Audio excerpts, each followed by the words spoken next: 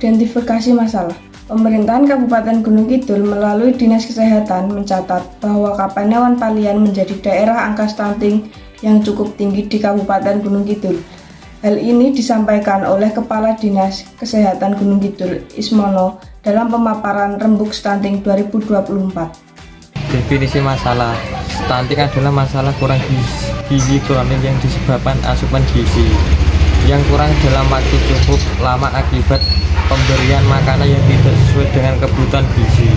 Menurut WHO 2015, stunting adalah gangguan pertumbuhan dan perkembangan anak akibat kekurangan gizi kronis dan infeksi berulang yang ditandai dengan panjang atau tinggi infeksi berulang yang ditandai dengan panjang atau tinggi badannya berada di bawah standar.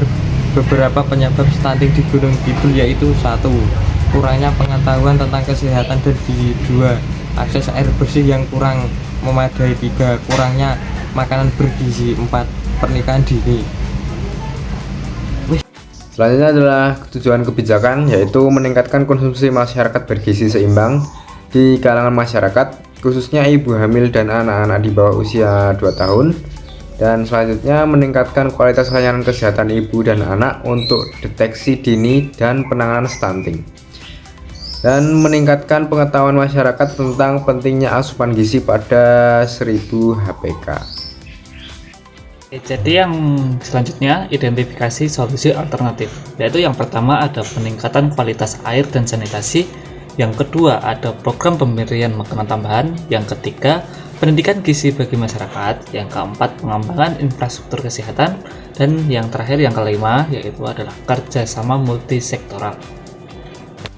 Untuk yang bab selanjutnya yaitu adalah analisis solusi identifikasi. Berikut adalah aspek-aspek penting yang harus dilihat dari beberapa solusi yang sudah kita berikan tadi, yaitu yang pertama peningkatan kualitas air dan sanitasi. Aspek penting yang harus dilihat yaitu adalah ketersediaan sumber air bersih, infrastruktur sanitasi, dan perilaku masyarakat terkait kebersihan. Dan yang kedua yaitu program pemberian makanan tambahan.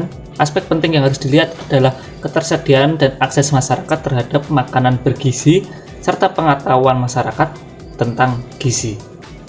Lalu yang ketiga yaitu adalah pendidikan gizi bagi masyarakat. Aspek penting yang harus dilihat yaitu adalah tingkat pengetahuan masyarakat tentang gizi dan bagaimana pola makan sehat yang baik. Yang keempat yaitu adalah pengembangan infrastruktur kesehatan. Aspek penting yang harus dilihat yaitu adalah ketersediaan dan akses masyarakat terhadap fasilitas kesehatan di sekitarnya yang terdekat. Dan yang kelima yaitu kerjasama multisektoral, yaitu aspek penting yang harus dilihat yaitu keterlibatan berbagai sektor, yaitu dalam berbagai di pemerintahan dalam upaya untuk pencegahan dan penanggulangan stunting. Solusi yang terpilih, pemerintah, masyarakat, swasta, dan mitra program pemberian makanan tambahan (PMT) berbahan pangan lokal merupakan salah satu strategi penanganan masalah gizi pada balita dan upaya pencegahan stunting. Program ini tidak hanya memberikan makanan tambahan saja, tetapi disertai dengan edukasi, penyuluhan, konseling gizi, dan kesehatan agar dapat mempercepat proses perubahan perilaku ibu dan keluarga dalam memberikan makanan yang tepat sesuai dengan umur, penyiapan makanan, pemilihan bahan makanan, keamanan pangan. Implementasi formulasi kebijakan tentang stunting melibatkan serangkaian langkah untuk menerjemahkan kebijakan menjadi tindakan nyata yang dapat mengurangi angka stunting di masyarakat seperti edukasi dan konseling, pembuatan makanan tambahan, distribusi makanan tambahan, pembuatan dan evaluasi, kolaborasi dan berbagai pihak baik pemerintah, masyarakat, swasta, dan mitra. Evaluasi hasil yang dapat kita sampaikan yaitu adalah yang pertama yaitu persentase ibu hamil yang menerima PMT. Mengukur seberapa persentase ibu hamil yang menerima PMT dari total ibu hamil yang ada. Ini penting karena ibu hamil yang mengalami kurang energi kronik atau yang biasa kita sebut KEK itu rentan beresiko melahirkan bayi berat lahir rendah yang bisa menjadi faktor terjadinya stunting. Dan yang kedua yaitu adalah persentase balita yang menerima PMT.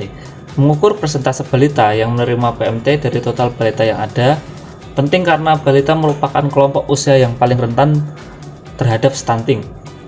Dan yang ketiga yaitu adalah penurunan prevalensi stunting. Mengukur penurunan prevalensi stunting dari waktu ke waktu. Indikator ini langsung memberikan kita yaitu bagaimana keberhasilan program dalam menangani stunting, sehingga sangat penting. Dan yang keempat adalah peningkatan pengetahuan masyarakat tentang stunting. Mengukur berapa persentase masyarakat yang menilai stunting sebagai masalah penting dalam gizi dan kesehatan anak. Ini penting karena kita harus mengetahui pengetahuan masyarakat yang baik tentang stunting sehingga dapat mendukung keberhasilan program tersebut.